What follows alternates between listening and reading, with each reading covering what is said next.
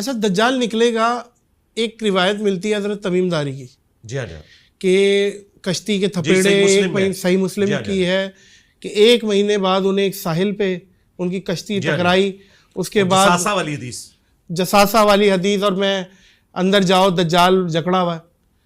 अच्छा, एक बात बताएं अली भाई, आज के दौर में 2023 में मौजूद है, सैटेलाइट का दौर है और तरक्कियों का दौर है, कौन सा ऐसा जजीरा है जो कि दुनिया से गायब है? क्या वो जुज़वी तौर पे हज़रत तमीम दारी को दिखा दी गई थी? अल्लाह ने पर्दा रखा हुआ है, कुर्बे क़यामत वो पर्दा हटेगा, या जैसे साहिल नदीम साहब बोलते हैं कोई पोर्टल खुलेगा और वो पोर्टल के थ्रू जाहिर है भाई याजूज माजूज कहाँ है?